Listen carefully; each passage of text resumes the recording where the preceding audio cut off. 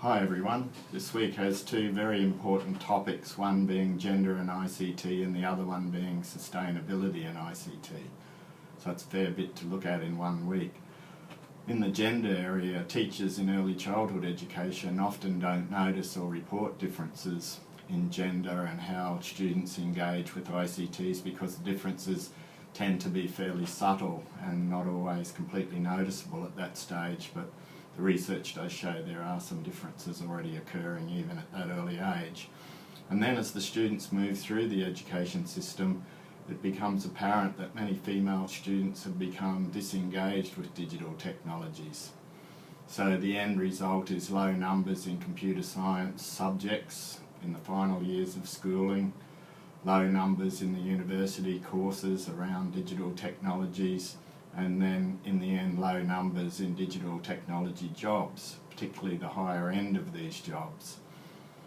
Recently companies like Google have been criticised for not having too many female employees in some of these high-end areas, along with many other ICT companies, and a lot of those companies and governments around the world have tried initiatives to try to increase the number of females in these professions because they want to have the female perspective in that profession. For example, if they're looking at developing products for consumers, they don't want just the products to be targeted at male consumers and created by males with male attitudes. Sometimes those people can be very successful in creating products that appeal to females, but we need to have a balanced perspective in a lot of those professions, and at the moment that's not happening, and as teachers we need to look at why that's happening and join in with governments and private enterprise in this initiative to make sure that we do have a more balanced number. This week's reading examines these issues and looks at a lot of the strategies that can be used to try to improve this situation. Sustainability is the other topic.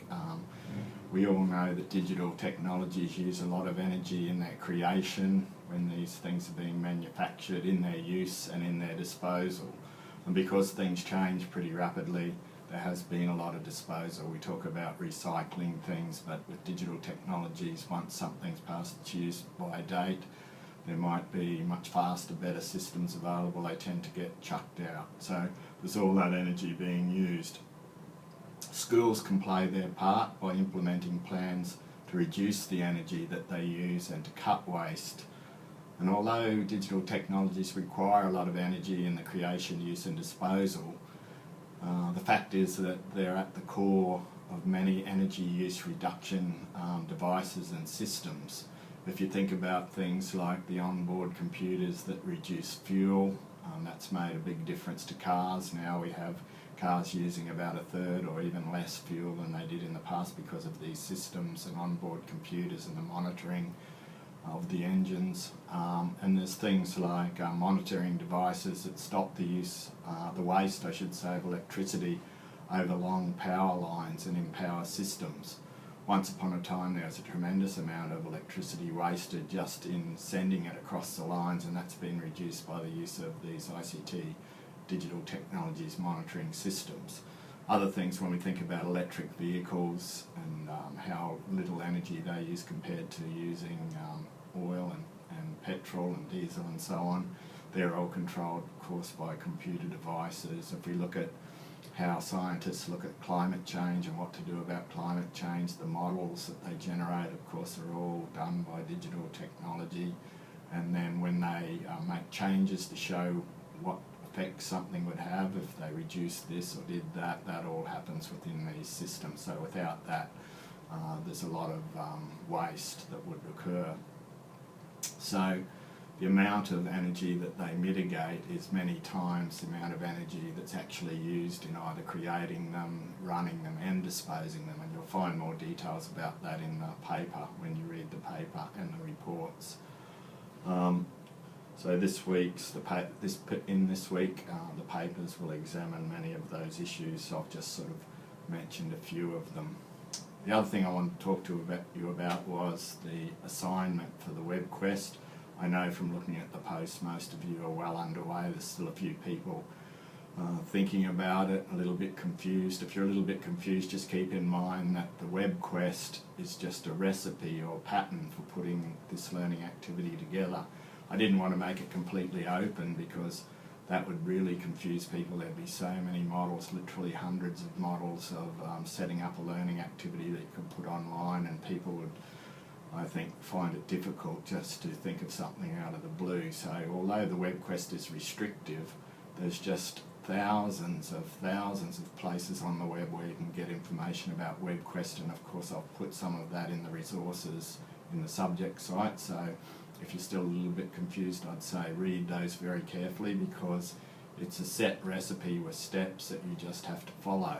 Of course, you have to think of the learning activity for yourself, and that learning activity has to be one that engages the students in higher order thinking, and sometimes that can be a little bit difficult for people, because when they think of a learning activity they just think of, I'll get students to search the web and then they can make a PowerPoint of what they've found and report on it, but that's not engaging the students in higher order thinking, and it's not engaging them in collaboration. So read very carefully all you can about webquest. There's a video in there to watch. That's just one I've picked out from the web, but there's many on the web. If you go into YouTube, universities have whole courses on webquest. There's just so much information out there that you can access. If you want more training and knowledge about webquest, it's just endless. So once you understand how the activity is put together with a webquest, the next thing to do is, what do you do with it, where do you put it? And of course we've had most people already into Google Sites, because Google Sites is simply a place where you can set up a website for free, and it can be working from the moment you put things into it. It can be accessed, so it's very convenient in that way.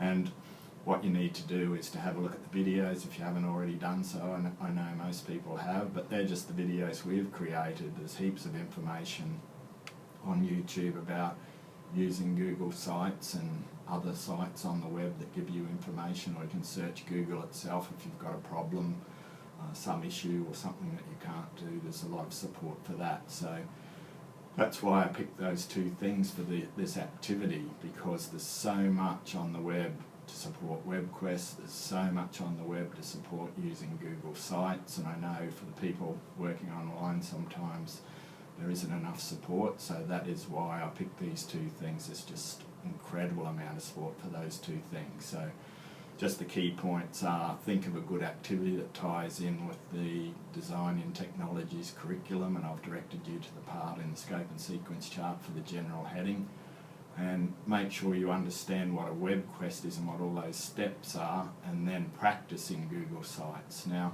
if you haven't already set up your Google site, one good way of doing it that I think is just to set up a practice site, so you can try anything you like and you don't have to worry if it doesn't work out quite right. If you can just scrap it, start another one, but you're learning as you try those things, and you don't have to panic about, oh no, something's happened that's wrecked my site.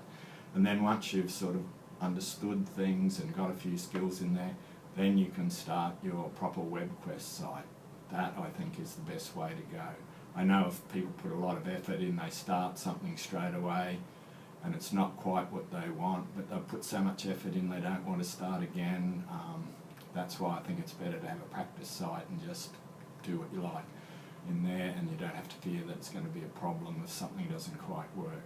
So good luck with that, and hopefully you'll enjoy the readings and working this week on sustainability and gender.